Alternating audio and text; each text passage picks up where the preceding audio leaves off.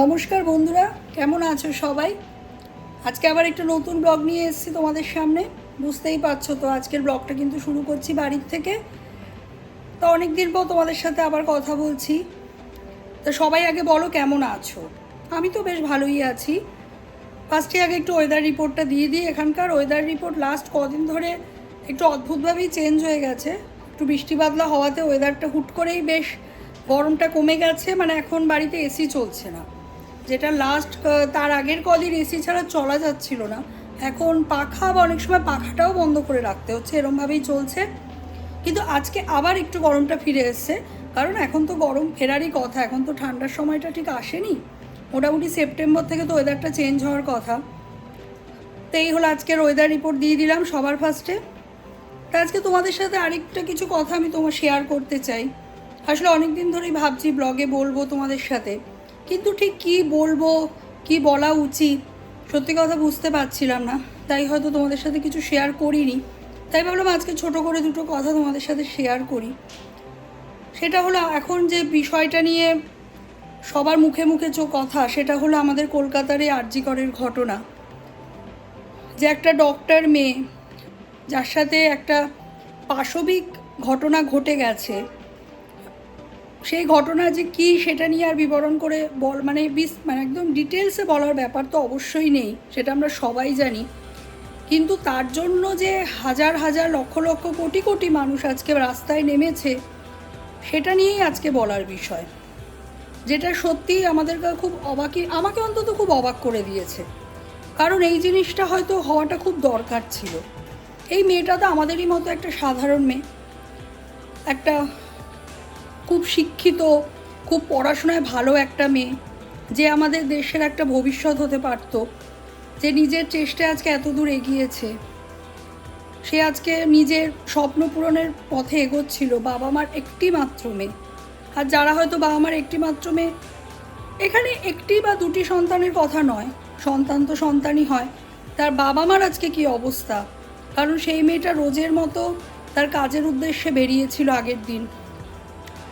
তারপরে যা ওর সাথে যে ঘটনাটা ঘটে গেল, সেটা তো কেউ কল্পনা করতে পারেনি, না ওর বাবা মা, না মেয়েটি নিজে।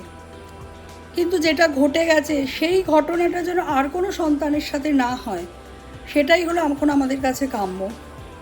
আমি হয়তো কলকাতাতে এখন অনেক দূরে আছি, সারা পৃথিবী জুড়ে এখন এর বিরুদ্ধে প্রতিবাদ চলছে। আমাদের এখানেও প্রতিবাদ হয়েছে। আমরা হয়তো সবার সাথে রাস্তায় নেমে প্রতিবাদটা করতে পারছি না, কিন্তু ঘরে বসেও কিন্তু আমাদেরও একটাই চাওয়া, যে এর একটা খুব শিগগিরই একটা কিছু ডিসিশন আসুক। মানে সঠিক যে দোষী, তাকে যেন পাওয়া যায় এবং তার উপযুক্ত বা যথাযোগ্য শাস্তিটা হওয়াটা খুব দরকার। এবং সেরকম একটা ব্যবস্থা গড়ে তুলতে হবে যেন যে ঘটনাটা আজকে এই মেয়েটার সাথে ঘটেছে, শুধু যে মেয়েটার সাথে ঘটেছে বলবো না, এরকম গত বছর যাদবপুর কাণ্ডটাও আশা করি আমরা এখনও খুলিনি। সেটাও তো একটা ছেলেই ছিল, সেও একটা বাচ্চা ছেলে, পড়াশোনা করতে এসেছিলো দূর থেকে, তার সাথেও যে ঘটনাটা ঘটেছে। বা এরকম হাজার হাজার ছেলেমেয়ের সাথে ঘটছে, যারা অনেক কষ্ট করে পড়াশোনা করতে আসছে বাড়ি ছেড়ে, বাবা মাকে ছেড়ে। কিন্তু তাই তাদের সাথে যে ঘটনাগুলো, এটা যেন আর কারোর সাথে এই জিনিসটা না হয়। মানে সবাই যেন সুস্থভাবে নিজেদের স্বপ্ন প্রচেষ্টার দিকে এগিয়ে যেতে চায়, সেটাই চাইব। তাই এই প্রতিবাদে আমরাও রয়েছি, আমি এবং আমার পুরো পরিবার। সেটাই শুধু তোমাদের সাথে আমি ব্লগে এইটুকু শেয়ার করলাম। বললাম আসলে অনেক দিন ধরে এখন বাড়িতে বলতে পারে একই আলোচনা, আমরাও সারাক্ষণ নিউজে দেখছি। আমরা হয়তো তাদের সাথে পায়ে পায়ে হাঁটতে পারছি না, টিভিতে দেখছি, মোবাইল খুললেই এখন একই আলোচনা দেখছি। কিন্তু ওইটুকুই চাওয়া যে এই জিনিসটা যেন আর কারোর সাথে না হয়, এবং যে আসল দোষী বা আসল দোষীরা, এক হোক বা একের বেশি হোক, তারা যেন যথাযোগ্য শাস্তিটা পায়। এবং ওর সেটাতে আশা করি আর কারো না হোক, ওর বাবা মা একটু হলেও, তারা যা হারিয়েছে সেটা তো তারা ফেরত পাবে না, কিন্তু বাবা মা হিসাবে একটু হলেও কোথাও একটা শান্তি অন্তত পাবে। সেটাই আমি বা আমরা সবাই সেটাই চাই। যাক, আমার যেটা মনে হলো তোমাদের সাথে একটুখানি শেয়ার করলাম। তা আজকের ব্লগটা একটু ঘরের কাজকর্ম দিয়েই স্টার্ট করছি, তার সাথে তোমাদের সাথে একটু টুকটুক করে গল্প করতে করতেই কাজগুলো সারবো। তাহলে চলো, তাহলে আজকের ব্লগটা শুরু করা যাক। এই দেখো চলে এসেছি, ওই যে বললাম ঘরের নিত্য নৈমিত্তিক কাজের মানে প্রথম পর্ব নিয়ে, সেটা হলো মাছ। বুঝতেই পারছো মাছ কেন বের করেছি, কারণ হবে মাছের ঝোল। এটা হলো কাতলা মাছ। কাতলা মাছ তোমাদের কী বলবো, তা কাতলা মাছের আঁশ ছাড়িয়ে নিচ্ছি। এখানে তো নিজেদের আঁশটা নিজেদের ছাড়িয়ে নিতে হয়, আঁশ তুমি দোকান থেকেও ছাড়িয়ে নিতে পারো। এই দেখো এই যে কাতলা মাছ একদম সুন্দর ধুয়ে টুয়ে পরিষ্কার করে, কারণ এগুলো তো কিনে এনে ফ্রোজেন ফ্রিজে ডিপ ফ্রিজেই রাখতে হয়, তাই একটু কিছুক্ষণ গরম জলে ভিজিয়ে রেখে একদম ক্লিন পরিষ্কার করে নিয়েছি। মাছের আঁশটা এবার ছাড়িয়ে নেব। এখানে তো মাছের আঁশটা নিজেদের ছাড়িয়ে নিতেই হয়, তাই জন্য মাছের আঁশটা ছাড়িয়ে নেব ভালো করে। ছাড়িয়ে কি করবো, এবার এটাকে নুন হলুদ দিয়ে মাখিয়ে রেখে দেবো। তারপরে আজকে হবে এই জন্য মাছের ঝোল। আরও কি রান্না হবে তোমাদের দেখাচ্ছি, চলো। দেখো মাছগুলোকে ধুয়ে ভালো করে আঁশ টাশ ছাড়িয়ে নিলাম। এটা বেশ সময়ও লাগে, কিন্তু করতে তো হবেই বলো। এই দেখো একটু হলুদ নিয়ে নিলাম,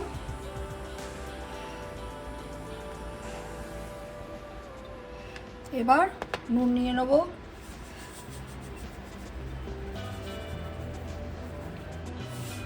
চলো এবার ভালো করে একটু মাখিয়ে নিই। এই মাছে কিন্তু মাছ ভাজা খেতেও ভালো লাগে বলো, কাতলা মাছ ভাজা বেশ ভালোই লাগে খেতে। বেশ গরম গরম ভাতে একটু ডালের সাথে মাছ ভাজা, এগুলো বেশ ভালোই লাগে খেতে। সবসময় যে মাছের ঝোলও ভালো লাগে তা না। আর এখানে তো মাছ তোমাদের এর আগেও হয়তো বলেছি আমি, পোনা মাছ, কাতলা মাছ বা ইলিশ মাছ, ভেটকি মাছ, এই মাছগুলো না গোটা গোটাই কিনতে হয়। ওই জন্য মোটামুটি যেরকম আমরা কলকাতায় কিনে থাকি সেরকম না, একটু বড়ো মাছই কিনে আমাদের রেখে রেখে এরমভাবে খেতে হয়। যেরকম যেদিন দরকার সেইভাবে পিস বার করে আমরা নিয়ে খাই। যেমন এখানে ওজন মানে 2 কিলো 3 কিলো এরকম সাইজেরই পাওয়া যায়, 4 কিলোরও পাওয়া যায়, কিন্তু 4 কিলোটা আমরা সবসময় কিনি না, কারণ কী বলো তো বেশি বড় মাছ বেশি দিন ধরে রেখে রেখে খেতে হয়। মোটামুটি 2 কিলো আর 3 কিলো সাইজটাই আমরা দেখে কিনি। তবে পোনা মাছ বা কাতলা মাছ যেটা ভালোই পাই, সেটা নিয়ে মোটামুটি খারাপ হয় না। ফ্রোজেন বলে যে খাওয়া যায় না একদমই তা না। দেখো আমরা হলো বাঙালি, আমরা হলো মাছ প্রিয় মানুষ, কিন্তু ওই জন্য একদমই তো মাছ ওই বিদেশে এলে অনেকেরই হয় দেখবে মাছ খেতেই পারে না ফ্রোজেন বলে। তাজা সেটা তো স্বাভাবিক, তাজা মাছের ব্যাপারটাই আলাদা, কিন্তু এখানে তো উপায় নেই। কিন্তু তবুও যে একদমই মাছ খাওয়া ছেড়ে দেবো সেটাও আমরা পারি না, ওই জন্য মাছ তো অবশ্যই ঘুরিয়ে ফিরিয়ে খেতে হয়। তবে আমরা বেশ কিছু মাছ এখানে পাই, তোমার ধরো ইলিশ ভেটকি তো পাই, ভেটকিও তো বেশি ভালো পাই। তারপরে তোমার পুঁটি মাছটা আমরা খাই, তোপসে মাছ কিনে ভাজা করে খাই। এইসব লইট্টে মাছ, বেশ কদিন আগে আমরা একটা লইট্টে মাছ কিনে লইট্টে মাছ খেয়েছি, অনেক দিন পর খেলাম, কিন্তু বেশ ভালো ছিল লইট্টে মাছটা। এরকম অনেক ধরনেরই মাছ কিনে কিনে আমরা খাই। আমরা বাটা মাছও কিনে খাই। এছাড়া আমেরিকান মাছও ধরো বাসা মাছটা আমরা খাই, সলোমনটা। বাসাটা কি বলো তো, তুমি ওই কোনো ফ্রাই টাইপের আইটেম ধরো ফিশ ফ্রাই, বা তুমি যদি একটু চিলি ফিশ বানাতে চাও ওইসবের জন্য বাসা মাছটা খুবই ভালো হয়। তোমাদের সাথে আমি এর আগে একটা আমেরিকান মাছের দোকানের ব্লগও শেয়ার করেছি, যারা দেখেছো তো জানোই, আর যারা দেখোনি দেখে নিও ব্লগটা, ওখানে বুঝতে পারবে যে কী কী মাছ। সলোমন মাছটা আমরা খাই, আর স্ট্রিম টিম্প ও চিংড়িও আমরা ওই সব দোকান থেকেই কিনি। কী হয় বলো তো, একদম তাজা মাছটা পাওয়া যায়। তো চলো এই যে মেখে নিয়েছি। আসলে মেয়ে একটু ভাজা খেতে ভালোবাসে, তাই ওকে একটু 1-2 পিস ভেজেও দেবো, প্লাস আমাদের ঝোলের জন্য মাছ হয়ে যাবে। দেখো একদম রেডি। এরপরে চলো নেক্সট রান্নায় যাব। চলো এবার মাছগুলো ভেজে নেব। মাছগুলো তো বললামই নুন হলুদ একটু কিছুক্ষণ মাখিয়ে রেখেছিলাম, তার মাঝখানে আমি একটু ব্রেক নিলাম। কিসের ব্রেক বলো তো, একটু ঠান্ডা ব্রেক, ফ্রুটি ব্রেক। আসলে বললাম না আজকে আবার একটু গরম পড়েছে, তাই বেশ কিছু একটু ঠান্ডা খেতে ইচ্ছা করছিল, তাই ফ্রুটিটা কিনে রাখি। কেননা মেয়ের জন্য, অবশ্য মেয়ের জন্য বলবো না, আমার জন্যও কিনে রাখি। ভালোই লাগে মাঝে মাঝে একটু গরম টরম লাগলে একটু কিছু খেতে। সে ছোটোবেলার থেকে বলো ফ্রুটিটা বেশ ভালোই লাগে খেতে। তো এইটা জানো তো, ফ্রুটি কেনারও একটা ব্যাপার আছে, মানে দোকানে গিয়ে কোন র্যাকে রাখা থাকে ফ্রুটিগুলো সেটা আমার মেয়ের মুখস্থ হয়ে গেছে, এবং গিয়ে একবার জিজ্ঞাসা করবে মাম্মাম নিয়ে আসি, নিজেই নিয়ে টিয়ে আসবে প্যাকেটের মধ্যে করে। সেটা তোমাদের সাথে একদিন দেখাবো, যেদিন বাজারে যাবো তোমাকে দেখাবো যে কীভাবে নিজেই সুন্দর ওইটা কিনে তুলে নিয়ে আসবে। তা চলো মাছটা এবার ভাজতে দিয়ে দিই। দেখো মাছগুলো দিয়ে দিলাম।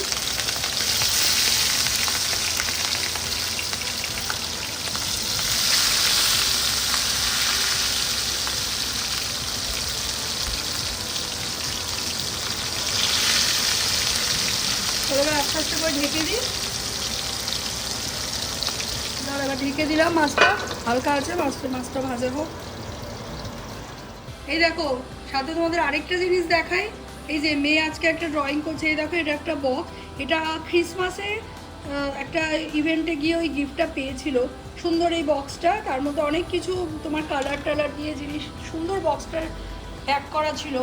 তা সেই বক্সটাও এতদিন কালারই রাখতো, তা আজকে নিজেরা সকাল থেকে উঠে এই জিনিসটা নিয়েও চলছে। এটা পুরো একদম কালারিং করে ফেলছে। কিরে?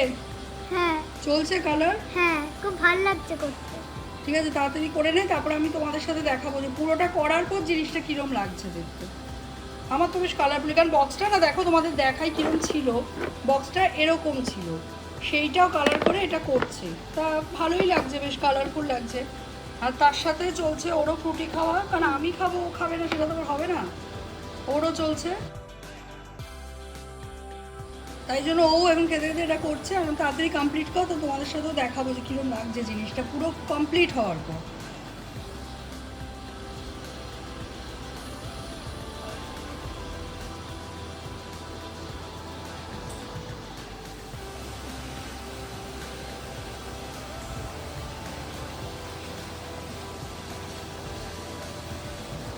এই দেখো আরেকটা, এটা হলো কি তোমরা দেখে বুঝতে পেরেছো? এটা হলো গাটি কচু, যেটা তো ভালোই লাগে বেশ খেতে। এটা করবো আজকে ইলিশ মাছের মাথা দিয়ে। ইলিশ মাছের মাথা দিয়ে গাটিটা খেতে বেশ, পুঁই শাকও ভালো লাগে, আবার গাটি কচুটাও ভালো লাগে। দেখো এটা আমি প্রেশার কুকারে কয়েকটা সিটি দিয়ে নিয়েছি করে, এবার এটাকে ছুলে নেব, তারপরে ইলিশ মাছের মাথা দিয়ে গাটি কচুটা করবো। তোমাদের কার কার ভালো লাগে এই আইটেমটা? তবে এটা কিন্তু আমি বিয়ের পরই আবার শ্বশুর বাড়িতে এসে আমি খাওয়াটা আমি দেখেছি। আগে ইলিশ মাছের মাথা না মেনলি, আমি বিয়ের আগের কথা বলছি, বিয়ের আগে মোটামুটি ঝোলেই মা দিয়ে দিত, কারণ আমার মাথাটা খুব ফেভারিট ছিল, শুধু মাথাটা খেতে বেশি ভালো লাগতো, তাই আর মা কিছু তরকারি করতো না। কিন্তু বিয়ের পরে এসে আমি শ্বশুরবাড়িতে আইটেমটা খেয়েছি এবং আমার ভালোও লেগেছে বেশ খেতে। ওই জন্য, আর এখানে না গাটিটা অ্যাভেলেবেলও থাকে, ওই জন্য যখনই হয় গাটি নিয়ে আসি আর ইলিশ মাছের মাথা দিয়ে রান্না করে, ভালোই লাগে তখন বেশ খেতে। তুমি আবার গাটি কচু চিংড়ি মাছ দিয়েও দেখবে খেতে ভালো লাগে।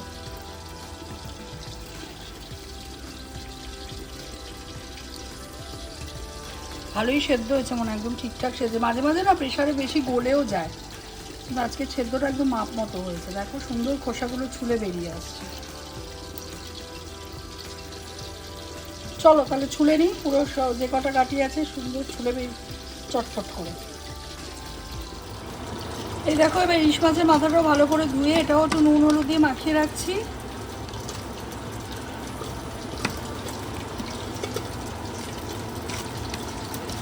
এটা একটু বেশ কিছুক্ষণ মাখিয়ে রেখে দেবো। কার কার তোমাদের ইলিশ মাছ মাথা দিয়ে যে কোনো আইটেম প্রিয় জানিও আমাকে কমেন্ট করে। এই যে চলো এটাও বেশ কিছুক্ষণ মাখিয়ে রেখে দেবো। আর গাঠি তো আগেই ছুলে রেডি রেখেছি। এই দেখো একটা পোর্শন কমপ্লিট হয়ে গেছে, কিরম লাগছে জানিও। এটা অবশ্য নিজেরই বললাম, টোটালি নিজের আইডিয়াতেই করেছে, আমাদের তো বেশ ভালোই লাগছে। তোমাদের কিরম লাগলো একটু জানিও। তাহলে চলো আজকের ব্লগটা এতটুকুই রাখলাম, বাকি যা যা রান্না বাকি আছে আমি কমপ্লিট করে ফেলি, তাহলে আবার একটা নতুন ব্লগ নিয়ে তোমাদের সামনে চলে আসবো। আর যেটা প্রথমেই আজকে বললাম এই আরজি করের ব্যাপারটা, সেটা এইটুকুই বলবো যে যত আন্দোলন চলছে চলতে থাকুক, আর খুব শিগগিরই যেন একটা ডিসিশন হয়, দোষীরা শাস্তি পাক, আমরা পাশে আছি সবাই, তাই তো? তাহলে চলো আজকের ব্লগটা এতটুকু। সবাই খুব ভালো থেকো, সুস্থ থেকো, এবং সবচেয়ে বড় কথা সাবধানে থেকো। আর আজকের ব্লগটা কীরম লাগলো জানিও। তাহলে চলো নেক্সট ব্লগ নিয়ে আসবো, আর অবশ্যই করে লাইক শেয়ার সাবস্ক্রাইব করতে ভুলো না কিন্তু। তাহলে আজকের মতো টাটা।